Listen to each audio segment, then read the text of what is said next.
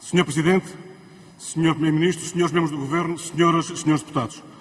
Com o agendamento deste debate, pensei momentaneamente que teríamos regressado a algures no final de 2015 e ao início dos já quase 5 anos dos governos do Partido Socialista liderados pelo atual Primeiro-Ministro.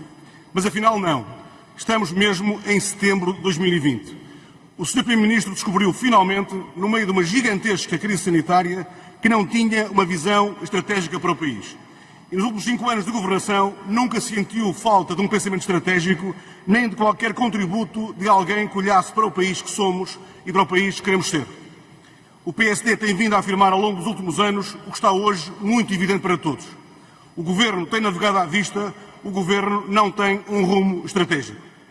Quando o Sr. Primeiro-Ministro foi confrontado, como todos os portugueses, por uma circunstância excepcional, na verdade absolutamente imprevisível e que se revelou uma realidade completamente nova para todos, olhou para o lado, olhou para o seu Governo e constatou algo que já sabíamos. Faltava uma visão estratégica para o país e não era possível encontrar essa visão dentro do seu Governo. Ora, essa é precisamente a virtualidade do trabalho elaborado pelo professor António Costa e Silva.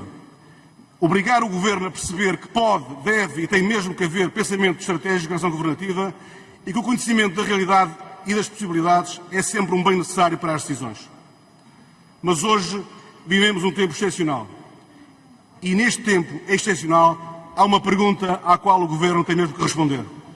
O que esperam hoje os portugueses da ação do Governo? É isto que o Governo tem que perceber. O que esperam os portugueses da ação do Governo? Sr. Primeiro-Ministro, o que esperam os portugueses da ação do Governo é muito simples. Esperam um rumo. Um rumo, Sr. Primeiro-Ministro. Que seja mobilizador de todos os portugueses, que envolva os trabalhadores, os empresários, as empresas, as universidades, as instituições.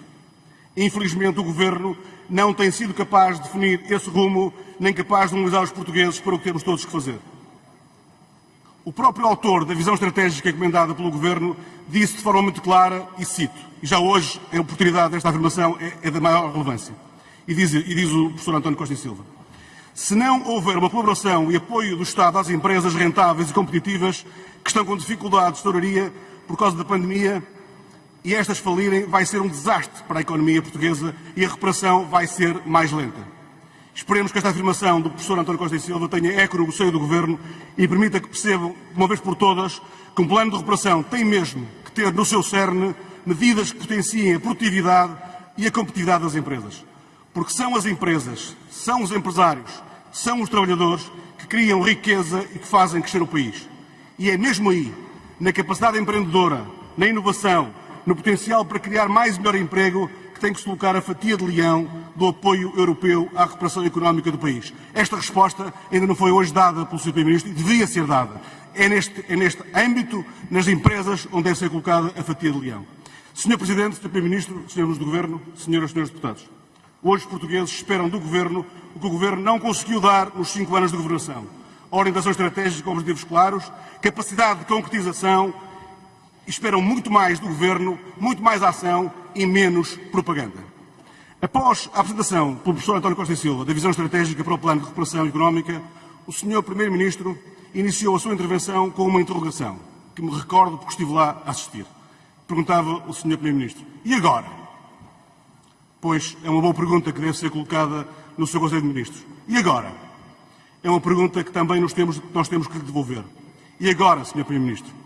E agora, Sr. Primeiro-Ministro? A questão é que as respostas não têm sido dadas e hoje vê-se neste debate que não há resposta para o que vem a seguir. Não se percebe qual é o plano do Governo. Agora é hora do seu Governo fazer o que tem que ser feito. Criar um modelo de governação dos fundos europeus à prova de interesses que não sejam apenas e só o interesse de Portugal e dos portugueses. Apostar nos portugueses, na sua capacidade de enfrentar adversidades. Ouvir a sociedade portuguesa e definir as prioridades certas. Será imperdoável não termos um Governo à altura do momento em que vivemos.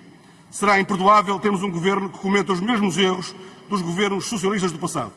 Será imperdoável que este seja o Governo da oportunidade perdida. Não há tempo para errar. E este é mesmo tempo para acertar. Sr. Presidente, Sr. Primeiro-Ministro, Senhores Membros do Governo, Senhoras e Senhores Deputados, termino nos mesmos termos em que já o fiz deste mesmo lugar com o pensamento de Almada Negreiros. Traduz muito o momento em que vivemos.